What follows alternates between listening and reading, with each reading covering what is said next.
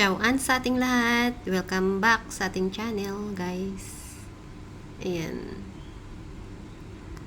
Ayan, nakikita nyo ba ang beauty na to, guys? Fading beauty? Yes, this is my tulumya. Ayan. Na-feature ko na to sa, guys, sa channel ko. Ayan. Ayan na siya, with the fading blooms. Ayan, ganyan ang itsura niya pag nag-fade na ang bloom niya. At may mga buds pa siya dyan, guys. So, yan.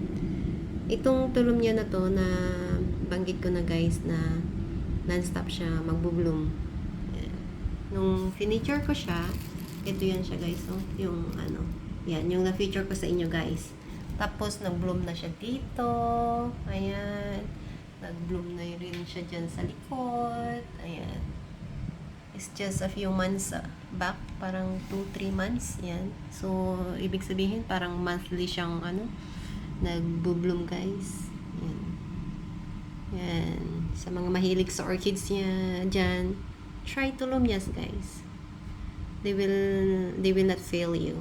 Yan. Wala man silang scent, but then, the beauty is, ayan, hindi mo sila ma-resist. Yes. Yan. It's like a dancing lady. Yeah. Tingnan nyo naman, may palda siya.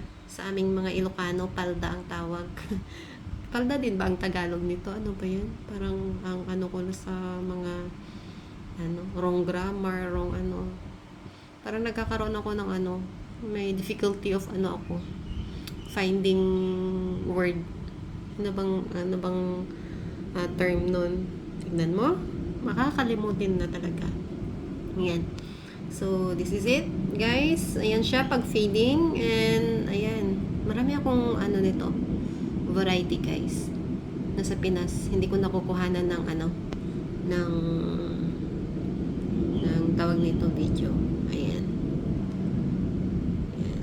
Sa labas, guys, marami din akong ganito. Kaso lang, hindi ko rin siya masyadong napapabloom. Ito lang yung madalas nagbo-bloom sa kanila. Yung mga iba, nagbo-bloom kaso lang lampayatot ba? Kasi ang liit nung pinagtaniman ko sa kanila. Ayan. Ito, hindi ko pa siya na-divide.